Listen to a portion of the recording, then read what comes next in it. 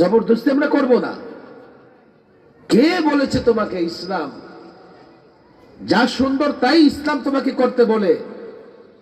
দাড়ি রাখা সুন্দর, তুমি জানো না দাড়ি রাখলে কতটা উপকার। আজকে দেখো খেলোয়াড় দেখলে সাইকুল হাদিস মনে হয়।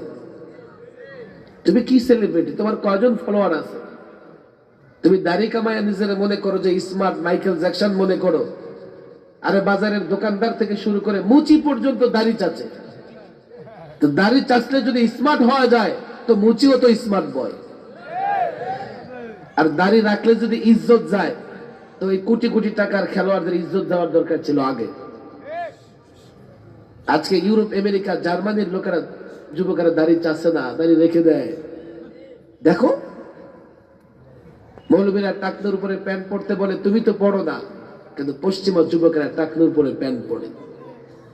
তোমার জন্য যা করলাম ইসলামে তাই করতে বলা হয়েছে।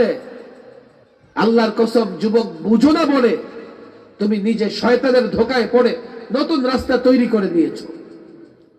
যা করলাম তাই ইসলাম করতে বলেছে, এমন কিছু করতে বলে নাই তা যা তোমার জন্য কল্যাণকর হবে না, কল্যাণকর হবে। এই জন্য প্রশ্ন করো পড়ে।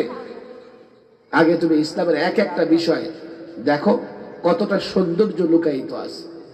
আমি এখানে উপস্থিত ওলামায়ে কেরাম ছাত্রদের বলবো, একটা সময় এখন একটা সময় এমন, আমরা চাইলে ইসলামের আমানত প্রত্যেকটা যুবকের কাছে তুলে ধরতে পারি। শোনো, ইসলাম সুন্দরের ধর্ম, ইসলাম সৌন্দর্যের ধর্ম, ইসলাম ন্যায় বিচারের ধর্ম, ইসলাম সুষম অর্থ ব্যবস্থার ধর্ম, ইসলাম মানবাধিকারের ধর্ম।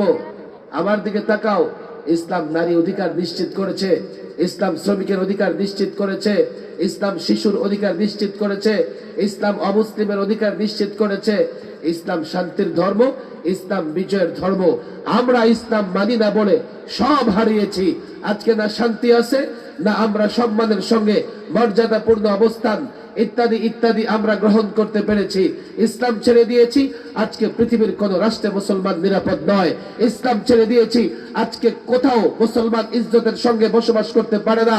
আজকে ইসলাম ছেড়ে দিয়েছি, নারীর অধিকার ইসলামী রাষ্ট্রে, মুসলমান রাষ্ট্রেও নাই। আজকে ইসলাম ছেড়ে দিয়েছি, আমাদের ভেতরে ঝগড়া ঝাঁটি, মারামারি, কাটাকাটি লেগে আছে। ইসলাম ছেড়ে দিয়েছি তো 1.5 কোটি ইহুদি বা 40-50 লক্ষ ইহুদি আমাদের মুসলমানদের উপরে নির্যাতন অত্যাচার করতেছে। অথচ সংখ্যায় 313 জন ছিলাম, কাফের বেঈমান আমাদের মোকাবেলায় টিকতে পারে নাই।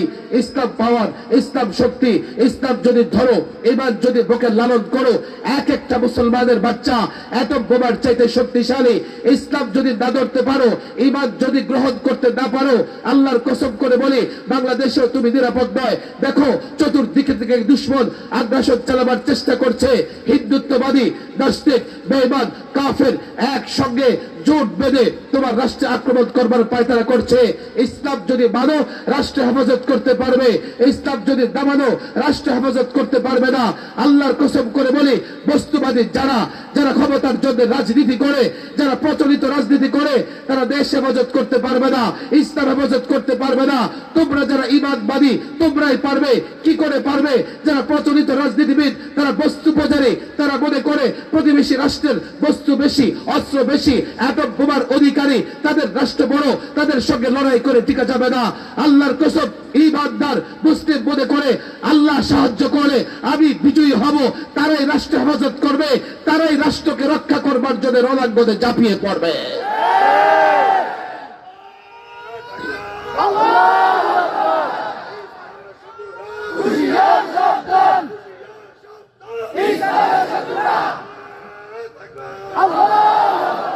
এই যে বলা হচ্ছে বাংলাদেশে সংখ্যালঘু নির্যাতিত হয়, সংখ্যালঘু নির্যাতিত হয়, আপনি চিন্তা করে দেখবেন কেন বলে জানেন? অথচ এদেশে সংখ্যালঘুরা জামাই আদরে বসবাস করতেছে। চোর যখন ধরা পড়ার ভয় পায় তো নিজেই চোর চোর বলে চিল্লায়। সংখ্যালঘু নির্যাতিত হয় ভারতে। 53 বছরে একটা ঘটনা দেখান যে একজন অমুসলিম তার ধর্মের পোশাক পরে সরকারি দপ্তরে যেতে বাধাপ্রাপ্ত হয়েছে, কলেজ ইউনিভার্সিটিতে যেতে বাধাপ্রাপ্ত হয়েছে। অথচ প্রতিবেশী রাষ্ট্রে হিজাব পরে একজন মুসলিম নারী কলেজে যেতে পারে নাই। তাহলে কোথায়? সরকারি জায়গায় মসজিদ নির্মাণ হলে মসজিদ ভাঙা হয়, সরকারি জায়গায় মন্দির নির্মাণ হয়েছে, কোথাও মন্দির ভাঙা হয়েছে উদাহরণ দেখাতে পারবেন না। কোন ধর্মের লোকেরা তার ধর্ম পালনে বাধাগ্রস্ত হয়েছে, তার অধিকার আদায়ে বাধাগ্রস্ত হয়েছে দেখাতে পারবেন না। অথচ প্রতিবেশী রাষ্ট্রে গরু জবাই করে 9 বছরের জেল। 400 বছরের পুরনো বাবরি মসজিদ শহীদ করে ফেলেছে, হাজারো মসজিদ বুলডোজার দিয়ে গুড়িয়ে দিয়েছে, মসজিদের মিনারায় উঠে গেরুয়া পতাকা টানিয়ে এক একটা মসজিদকে অপদস্থ অপমানিত করেছে। খোলা জায়গায় নামাজ পড়া যায় না, মাইকে আজান দেওয়া যায় না, সংখ্যালঘু নির্যাতিত হয় তাদের দেশে। তারা যখন ধরা পড়ার ভয় পায় তো বাংলাদেশের দিকে আঙ্গুল তুলে বলে যে বাংলাদেশের সংখ্যালঘু নির্যাতিত হয়। দুই, তাদের মতলব খারাপ। পাশের বাড়ির যুবক পাশের বাড়ির ভাবির সহযোগিতা করে, মতলব খারাপ। 71-এ সহযোগিতা করেছে কিন্তু মতলব ভালো না। সহযোগিতা করছে আমার দেশটাকে গ্রাস করবে, গ্রাস করতে পারে নাই। এখন দেখেন দেশকে তাবেদার শাসক দিয়ে তারা নিয়ন্ত্রণ করার চেষ্টা করতেছে, আর দেশে আগ্রাসন চালানোর পথ খুঁজতেছে। আর এই পথ তৈরি করবার জন্যই নানা সময় নানা স্লোগান দেওয়া হয়, নানা সময় নানা গোষ্ঠীকে দেশের বিরুদ্ধে দাঁড় করে দেওয়া হয়। সর্বশেষ ইসকন হচ্ছে ওই সন্ত্রাসী দল যারা সংখ্যালঘু নির্যাতিত হচ্ছে বলে মোদিকে দেশে আগ্রাসনের পথ খুলে দিতে চায়। ভয় পাবেন না, আপনি জানেন না, তারা জানে। তারা জানে বাংলাদেশ একটা মুসলমান কান্ট্রি, ইসলামী দেশ, এদেশের সংখ্যাগরিষ্ঠরা মুসলমান। তারা জানে এই দেশে আগ্রাসন চালানো সহজ হবে না।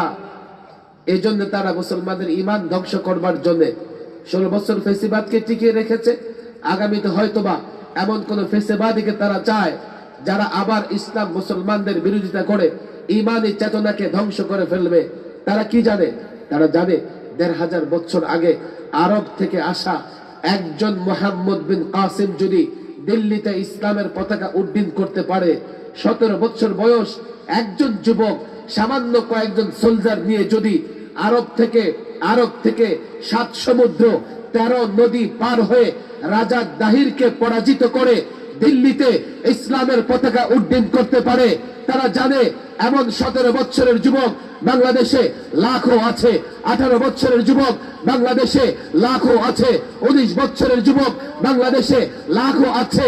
প্রয়োজন তাদের জাগ্রত করা, প্রয়োজন তাদেরকে মোহাম্মদ বিন কাসিমের প্রকৃত উত্তরসূরি বানিয়ে দেওয়া। যে দায়িত্ব আলেমরা পালন করছে, আলেমরা চায় এই যুবক জাগ্রত হও। তুমি যদি জেগে থাকো তোমার ঈমানকে হরণ করতে পারবে না, তুমি যদি জেগে থাকো তোমার দেশকেও চিন্তায় করতে পারবে না। আমরাও জানি, এই জন্যই তোমাদের জাগ্রত করি। তারা এই জন্যই আমাদের বিরোধিতা করে, আমাদের মৌলবাদী, আমাদের জঙ্গিবাদী, আমাদেরকে উগ্রবাদী, সাম্প্রদায়িক বলে। আমরা যাতে এই যুবকদের জাগ্রত করতে না পারি, আল্লাহর কসম করে বলি, আমরা বলতেই থাকবো জেল খেটেছি, বলতেই থাকবো ফাঁসির মঞ্চে গেলে বলতেই থাকবো একজন যুবক জাগ্রত হও, মোহাম্মদ বিন কাসিমের অনুসারী হও, সুলতান সালাউদ্দিন আইয়ুবের অনুসারী হও, তারিক বিন জিয়াদের অনুসারী হও। তোমরা যদি জাগ্রত হও, আল্লাহর কসম, ভারত যদি বাংলাদেশে আগ্রাসন চালায় ভারত টুকরা টুকরা হয়ে যাবে।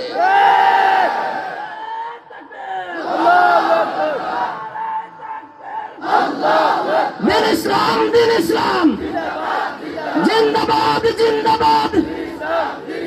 ভারতের দালালেরা হুঁশিয়ার, সাবধান। ভারতের দালালেরা নারায়ে তাকবীর। বস্তুবাদী হবেন না ইমানবাদী হবেন? ইমানবাদী বা ইমানের পথে ওলামায়ে কেরাম দাওয়াত দেয়, কথা ঠিক না বেঠিক? ওলামাদের সঙ্গে থাকবো তো ইনশাআল্লাহ। ওলামাদেরকে জঙ্গিবাদ, সন্ত্রাসবাদ, সাম্প্রদায়িক, মৌলবাদ, কুপমণ্ডক, ধর্মান্ধ এগুলো বলে গালি দিব? এটা শয়তানি ষড়যন্ত্র। কি করে এই মুসলমানদেরকে আলেম থেকে বিচ্ছিন্ন করা যায়, মুরগি